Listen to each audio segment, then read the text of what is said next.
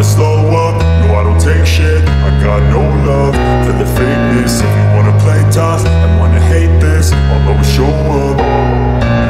Bos Ducati makin bangga, Marc Marquez kembali juara. Balapan sprint race di sirkuit Jerez, udara dipenuhi ketegangan. Ribuan pasang mata di tribun memandang tak berkedip ke starting grid. Di posisi terdepan berdiri Fabio Quartararo, pembalap Yamaha yang haus akan kemenangan.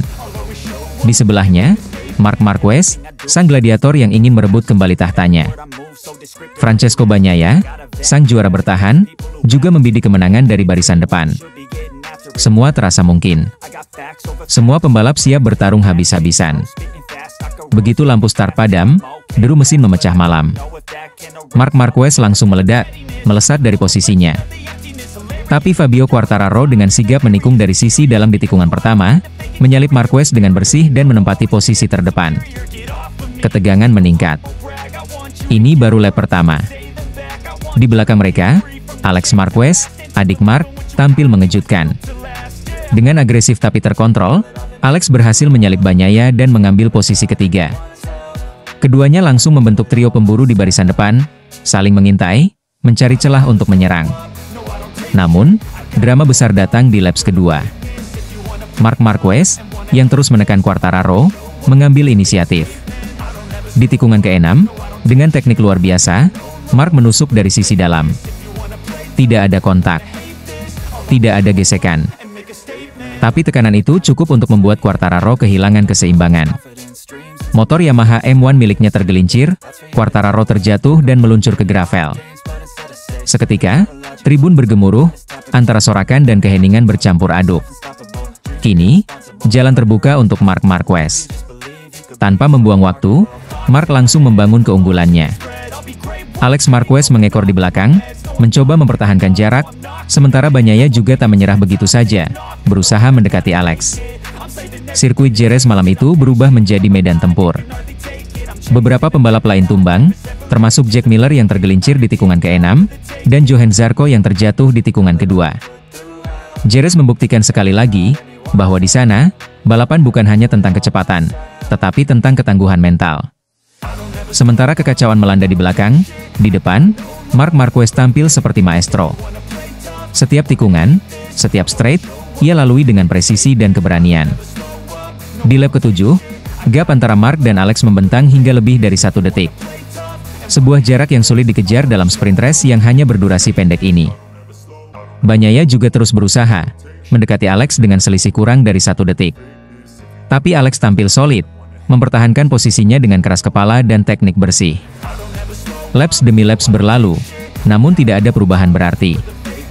Marc Marquez tetap di depan. Tangannya mantap di atas throttle.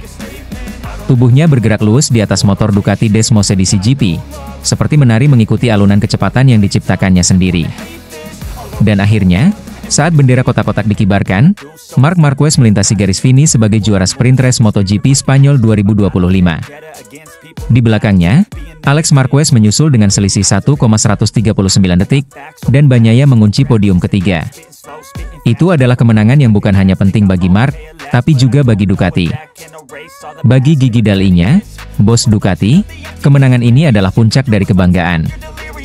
Ia pernah berjudi besar saat membawa Marc Marquez ke pabrikan merah, dan kini, di awal musim 2025, Marc membalas kepercayaan itu dengan menyapu bersih kemenangan di semua sprint race sejauh ini.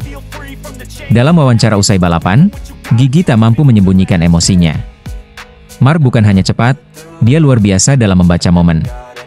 Ketika yang lain panik, dia tetap tenang. Dia membuat keputusan yang tepat dalam waktu sepersekian detik. Ini adalah pembuktian bahwa pilihan kami tidak salah. Kami bangga memilikinya. Untuk Marc Marquez sendiri, kemenangan ini lebih dari sekadar tambahan poin. Ini adalah pesan untuk seluruh dunia MotoGP. Aku di sini bukan sekadar untuk bertahan. Aku di sini untuk menang. Untuk menulis babak baru. Dan malam itu di Jerez, Marc Marquez menulis satu babak kemenangan yang tak akan mudah dilupakan. Aksi heroik Marc Marquez bikin bos Ducati Gigi Dall'Igna terdiam kagum. Sejak awal sesi latihan, Marquez tampil begitu dominan. Setiap kali pembalap lain mencatatkan waktu tercepat, Marc selalu membalas. Dengan gaya khasnya, agresif tapi terukur, ia menunjukkan bahwa dia bukan hanya cepat, tapi juga masih menjadi pusat gravitasi dunia MotoGP. Waktu demi waktu ia perbaiki, sektor demi sektor ia kunci. Tapi Jerez bukan sirkuit sembarangan. Ini adalah trek yang bisa mengubah euforia jadi kepanikan hanya dalam hitungan detik. Menjelang menit-menit akhir, peta kekuatan berubah drastis.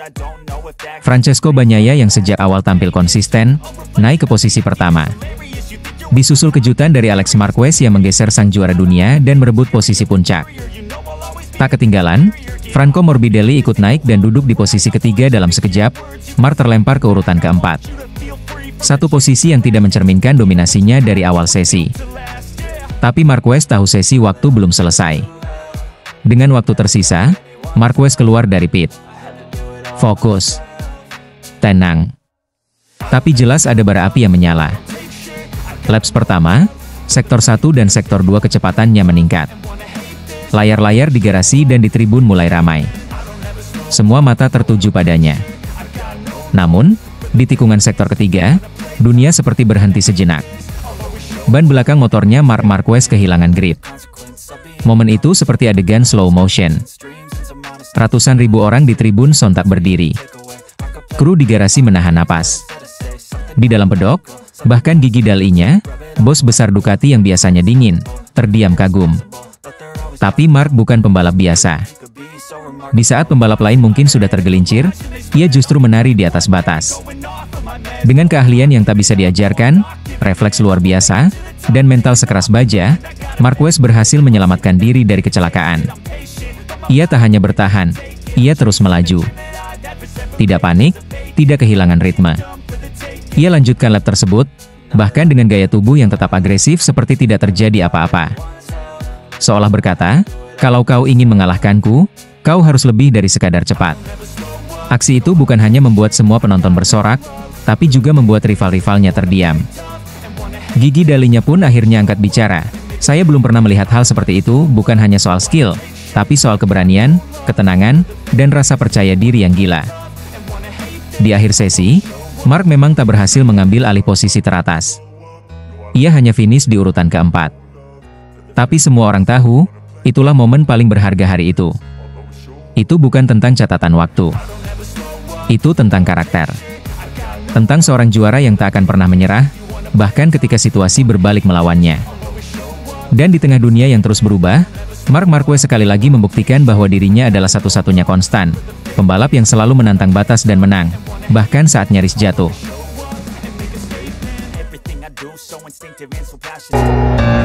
Francesco Bagnaia makin skeptis, kalahkan Marc Marquez. Francesco Bagnaia sedang menjalani musim paling berat dalam hidupnya. Bukan karena motor Ducatinya bermasalah, bukan karena cedera, dan bukan pula karena tekanan dari luar.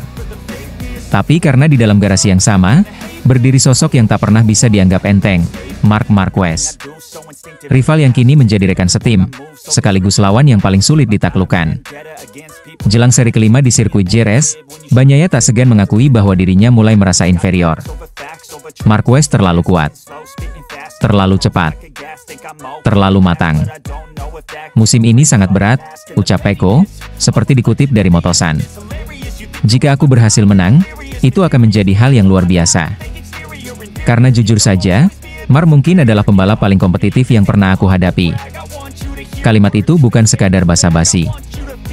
Sebab 4 seri awal MotoGP 2025 telah menunjukkan kenyataan yang tak terbantahkan. Marquez meraih 3 kemenangan di Qatar, Argentina, dan Thailand. Ia bahkan nyaris menang di kota sebelum jatuh saat memimpin dengan nyaman. Marquez kini berada di puncak klasemen dengan keunggulan 36 poin atas Bagnaia. Bagnaia tentu bukan pembalap sembarangan. Ia juara dunia 2 kali, dikenal cerdas dalam membaca balapan, dan punya pengalaman panjang bersama Ducati. Tapi musim ini, semua pencapaian itu seolah tergeser oleh sinar Marquez yang semakin terang. Namun menariknya, di balik tekanan itu, Bagnaia tidak menunjukkan kebencian atau kecanggungan terhadap Marquez. Justru sebaliknya. Saya sangat nyaman bekerja dengannya. Hubungan kami sangat bagus, bahkan lebih baik dari yang saya bayangkan, kata Bagnaia.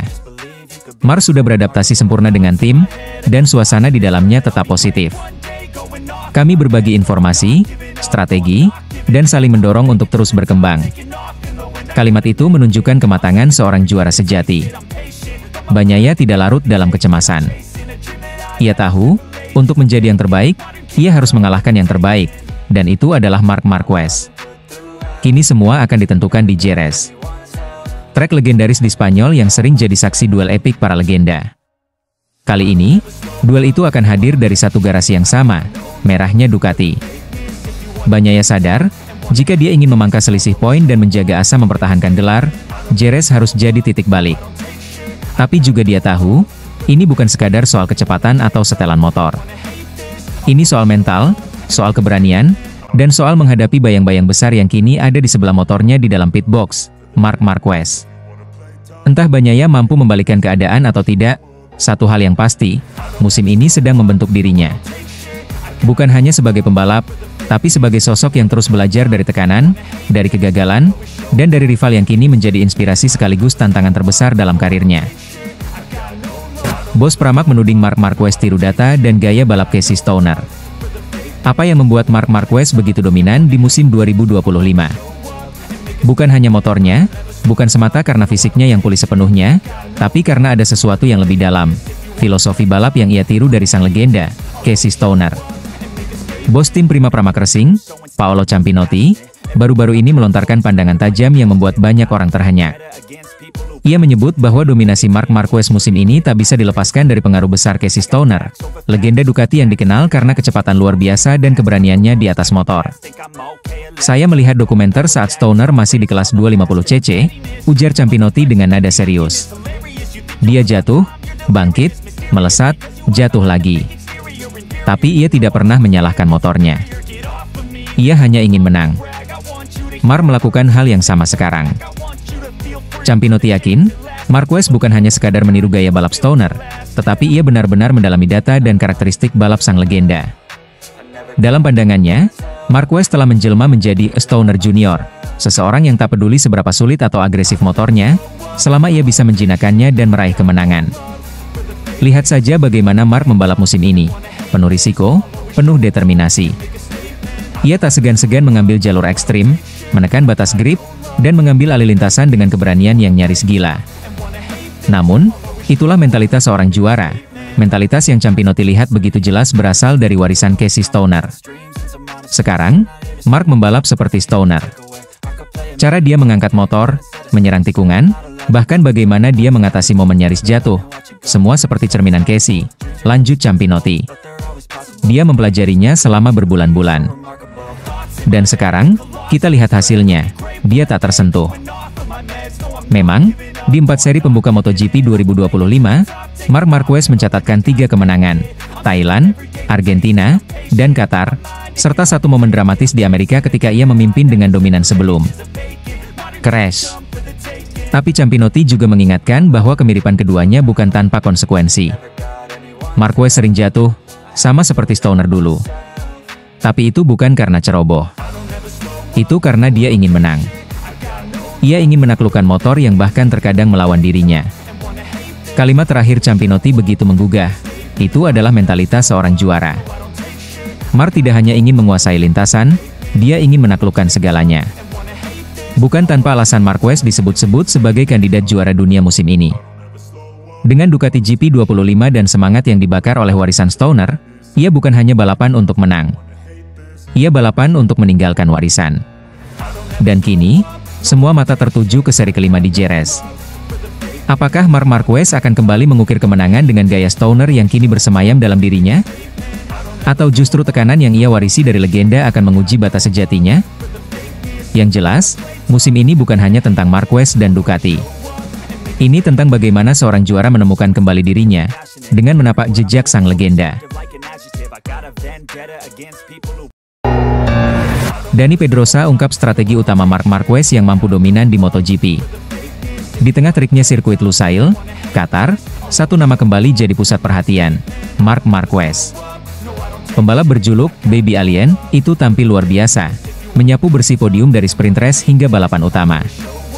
Tapi di balik gemerlap trofi dan selebrasi kemenangan, ada satu strategi utama yang dibongkar oleh mantan rival sekaligus rekan setimnya sewaktu di Honda, Dani Pedrosa.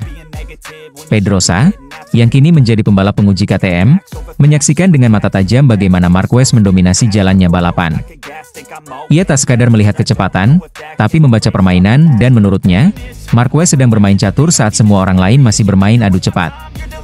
Mark bukan hanya mengendarai motor tercepat, dia sedang memainkan strategi paling matang di lintasan, ungkap Pedrosa. Saat semua orang mendorong ban mereka sejak awal, Mark mengatur ritme. Dia tahu kapan harus menahan, kapan harus menyerang, dan itulah mengapa dia selalu hadir di momen paling krusial, laps-laps terakhir.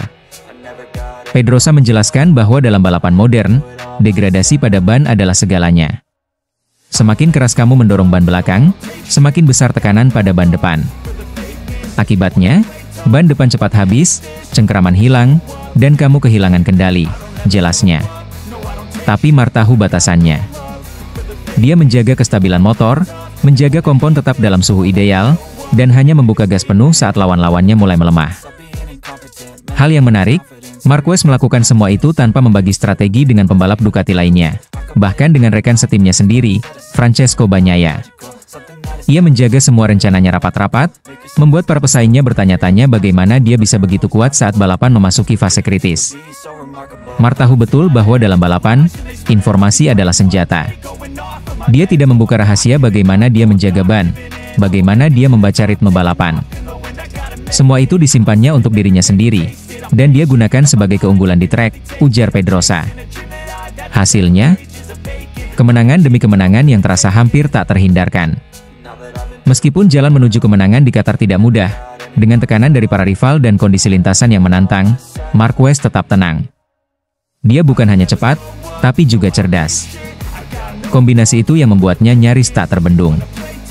Dengan cara ini, Pedrosa percaya bahwa Marc Marquez sedang menunjukkan kepada dunia bahwa dia bukan hanya kembali, dia sudah berkembang. Dia tak lagi hanya mengandalkan keberanian dan gaya agresif seperti dulu. Dia kini pembalap yang matang, penuh perhitungan, dan tahu kapan harus menyerang dan kapan harus menunggu. Kini, semua mata tertuju pada seri berikutnya di Jerez, Spanyol. Tapi satu hal sudah jelas, Marc Marquez bukan hanya kembali ke puncak. Dia sudah menjelma jadi pembalap yang hampir sempurna, dan semua itu dimulai dari pemahaman kecil tentang ban, waktu, dan strategi. Hal-hal yang mungkin luput dari banyak mata, tapi tidak dari Dani Pedrosa. Pedro Acosta tegaskan sindiran ke Marc Marquez. Dunia MotoGP kembali dihangatkan oleh kisah yang mencuri perhatian, bukan di lintasan, melainkan dari sebuah panggung talk show di Spanyol. Pedro Acosta, sang fenomena muda dari masa Ron, tiba-tiba menjadi sasaran kritik pedas dan cercaan para penggemar Marc Marquez. Penyebabnya?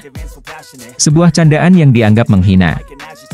Saat hadir dalam acara komedi La Resistencia bersama David Brongano, Acosta diberi pertanyaan soal hubungannya dengan pembalap lain. Ketika nama Marc Marquez disebut, Acosta secara spontan menjawab, "Siapa?" Jawaban singkat yang mengundang tawa di studio, namun menimbulkan badai besar di luar sana. Bagi banyak orang, ucapan itu terdengar seperti sebuah pelecehan. Bagaimana mungkin seorang Rocky, yang bahkan belum genap semusim berlaga di kelas Premier, bisa meremehkan nama sebesar Marc Marquez, sosok dengan 8 gelar juara dunia dan julukan Baby Alien? Dunia maya meledak. Kolom komentar Acosta dipenuhi sindiran, cacian, bahkan tudingan bahwa ia tak tahu diri. Namun, Pedro Acosta tidak diam. Baru-baru ini, ia akhirnya angkat suara dan memberikan klarifikasi yang jujur serta menyentuh. Itu bukan niatku. Semua terlalu dibesar-besarkan. Pertunjukan itu adalah acara komedi, bukan forum serius. Tapi banyak orang salah paham, ujar Acosta dengan nada getir. Ia menjelaskan bahwa jawabannya hanyalah bagian dari candaan, bukan sebuah serangan personal. Dalam suasana santai dan penuh gelak tawa, ia hanya ingin menyesuaikan diri dengan format acara yang penuh humor. Tapi candaan itu berubah menjadi bumerang, menyeretnya ke pusaran kontroversi yang tak pernah ia bayangkan. Saat kau berada di dunia ini, kau harus tahu kapan sesuatu itu serius atau tidak. Sayangnya, komentar itu ditafsirkan berbeda dan menjadi bola salju yang menggelinding liar. Lanjutnya, Namun di balik klarifikasinya, Acosta menunjukkan kebesaran hati dan rasa hormat yang dalam kepada rivalnya itu. Dengan tulus, ia memuji Marc Marquez sebagai sosok luar biasa yang telah menjadi simbol dominasi di MotoGP. Aku ingin mengalahkannya, tentu. Tapi lebih dari itu, aku juga ingin dikalahkan olehnya.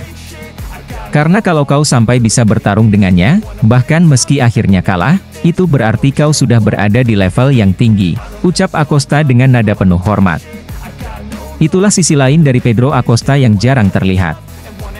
Di balik gaya bicara yang belak-belakan dan penuh percaya diri, ia tetap seorang pemuda yang memahami betapa besar nama Marc Marquez dan apa arti rivalitas yang sehat. Ia bukan hanya ingin bersinar, tetapi ingin bertarung melawan yang terbaik, dan belajar dari mereka.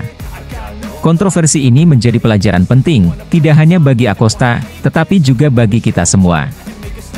Bahwa dalam dunia olahraga, di mana emosi dan kebanggaan kerap meledak-ledak, memahami konteks dan niat menjadi hal yang sangat penting. Dan bahwa, seorang juara bukan hanya dinilai dari gelar, tapi juga dari kerendahan hati untuk mengakui kehebatan rivalnya. MotoGP bukan hanya soal adu kecepatan, tapi juga soal adu mental, adu kematangan, dan bagaimana kita merespons tekanan. Dalam kasus ini, Acosta mungkin sempat tergelincir oleh kata-kata, namun ia berhasil bangkit dengan penjelasan yang menunjukkan kedewasaan luar biasa untuk usianya yang masih sangat muda. Dan satu hal yang kini pasti, pertarungan antara Pedro Acosta dan Marc Marquez akan semakin menarik. Bukan karena kontroversi, tapi karena saling respek dan keinginan tulus untuk menang dengan cara yang elegan.